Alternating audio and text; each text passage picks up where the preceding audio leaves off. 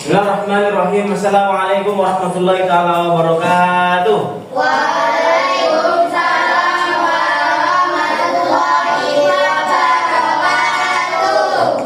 Alhamdulillah, Allahumma shalli ala sayyidina Muhammad wa ba'd.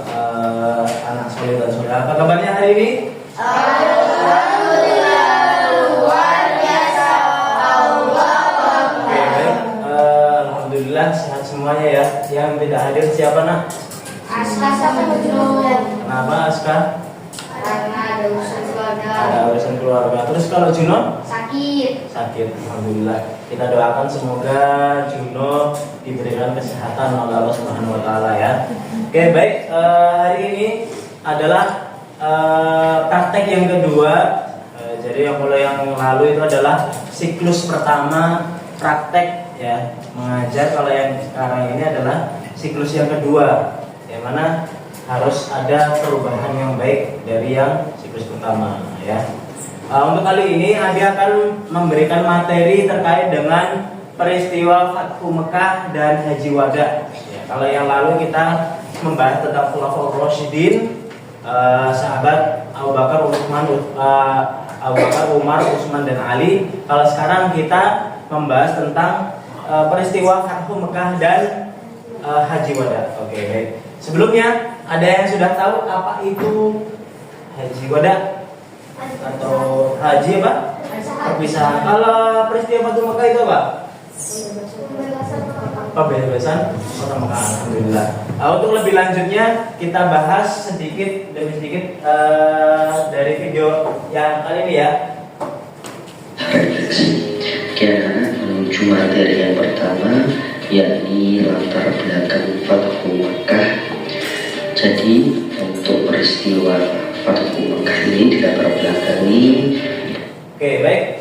Peristiwa Fathu Mekah. Nah, latar belakang Fathu Mekah yaitu adalah terjadi pada tahun ke-6 Hijriah. Kalau di sini ke-6 Hijriah. Kalau ada yang mengatakan juga 8 Hijriah, tahun ke-8 Hijriah. Yang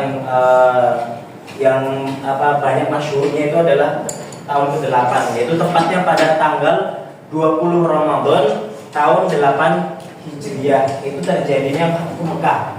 Nah, mungkin kalau yang ini 6 Hijriah ini awal mulanya terjadinya ya. Fathu Mekah terjadi itu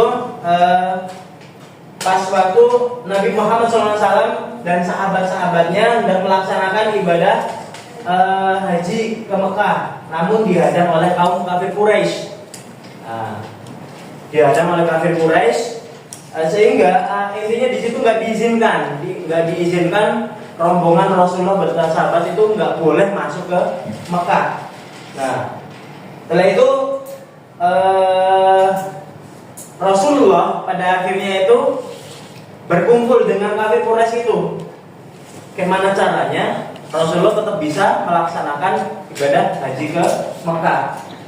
Akhirnya adalah itu perjanjian. Terbentuklah perjanjian, namanya perjanjian Hudaybiyah. Perjanjian Hudaybiyah itu perjanjian antara rombongan Rasulullah dengan rombongan kafir Quraisy. Begitu ya.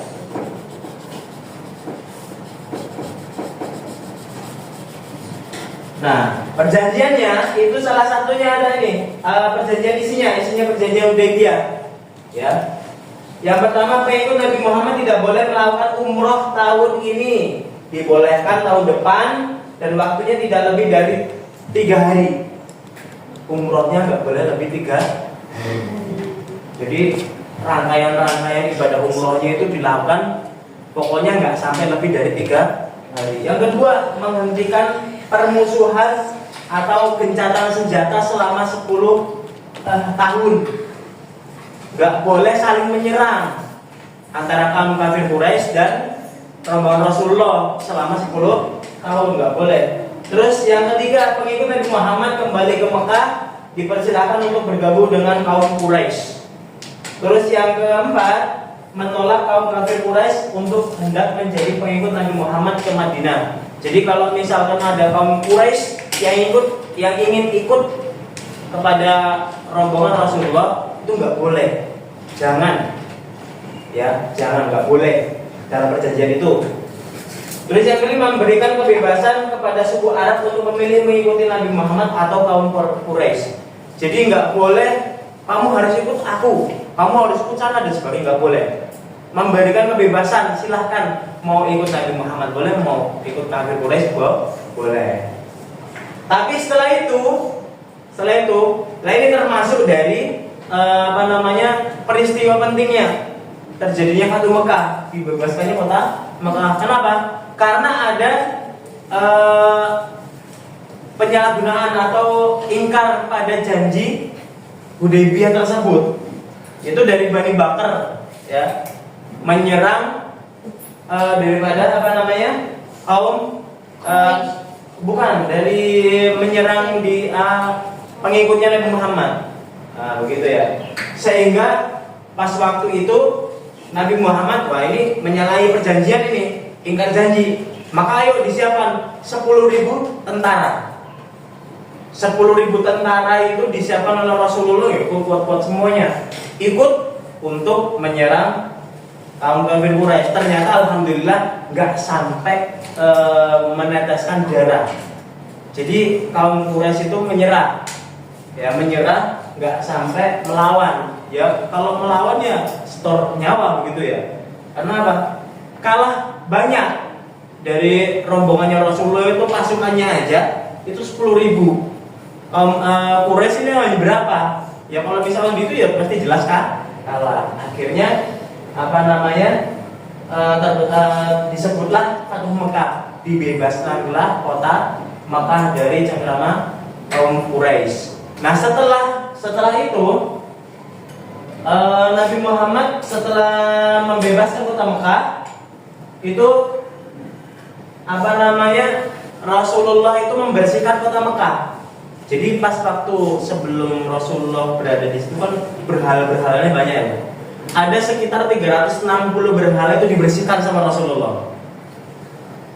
Terus gambar-gambar yang ada di dalam Mekah, terus yang di luar Mekah itu juga dihapus oleh Rasulullah. Ya. Nih. Jadi karena melanggar perjanjian makanya ada Fatuh Mekah. Lanjut. Terus peristiwa Haji Wada.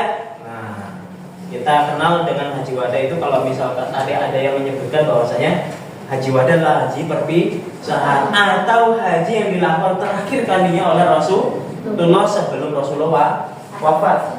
Jadi peristiwa Haji Wada itu terakhir yang dilakukan oleh Rasulullah. Tidak ada yang menduga bahwa Haji Wada adalah merupakan perpisahan Rasulullah dengan para sahabat keluarga Rasulullah SAW.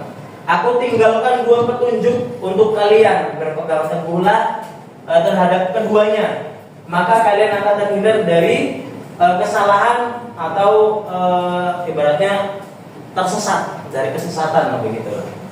Kedua petunjuk tersebut yaitu Al-Quran dan Sunnah. Yang pertama Al-Quran, yang kedua Sunnah-Sunnahku. Jadi apabila orang itu menjalankan kehidupannya sesuai dengan Al-Quran, terus sesuai dengan Sunnah. Apa itu Sunnah? Segala apa yang dilakukan oleh Rasulullah, yang diucapkan ataupun yang yang pokoknya hal-hal yang pokoknya berkaitan dengan Rasulullah, baik ucapan, tingkah laku dan sebagainya. Itu namanya Sunnah. Ya. Tuh.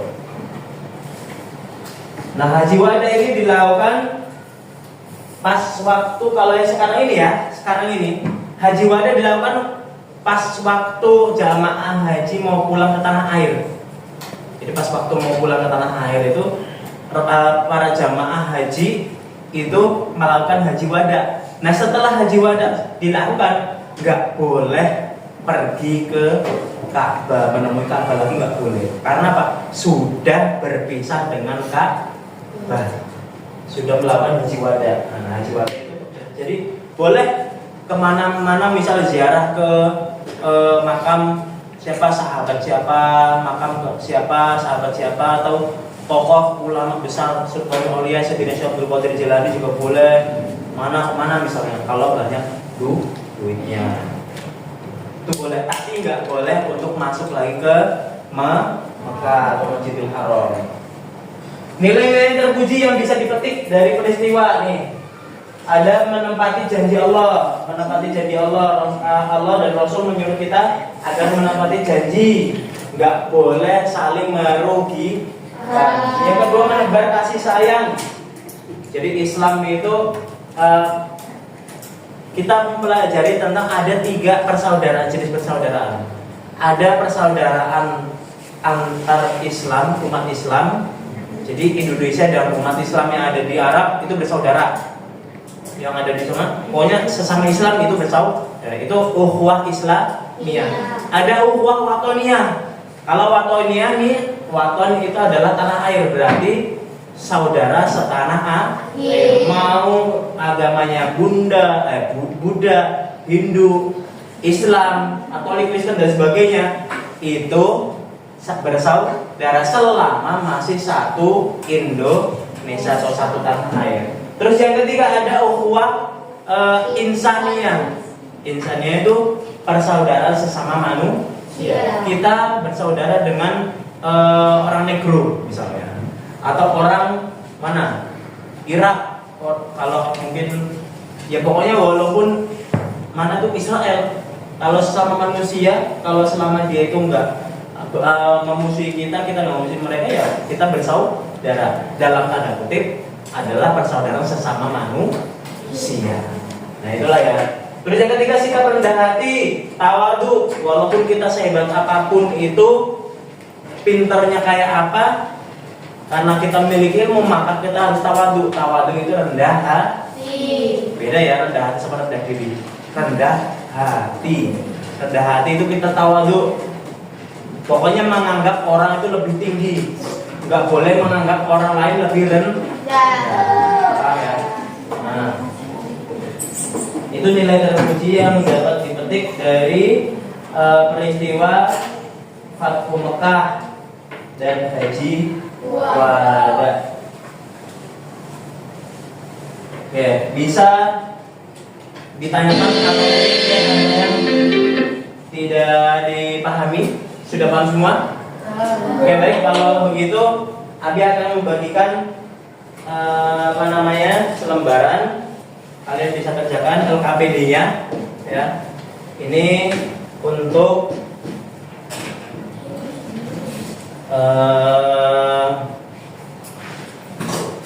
mengevaluasi pembelajaran ya.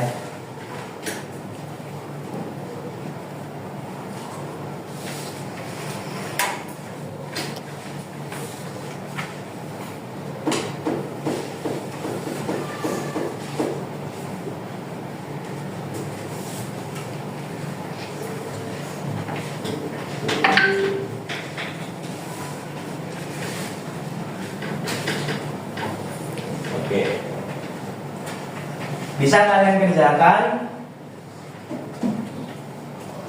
Oke, baik. Mungkin itu yang bisa disampaikan. Jadi pada intinya peristiwa Fathu Mekah itu adalah peristiwa pembebasan kota Mekah. Adanya peristiwa Fathu Mekah itu karena penyalahgunaan perjanjian atau pelanggaran perjanjian. Nah, perjanjian itu disebut perjanjian Hudaybiyah, ya. Yaitu peristiwa gencatan senjata dari Bani Bakar ya, menyerang kelompok dari Rasulullah. Makanya langsung Rasulullah mengirim pasukan. Nah itu ya. Terus Haji Wada itu adalah haji perpisahan atau haji yang dilakukan terakhir kalinya Rasulullah sebelum Rasulullah wafat ya.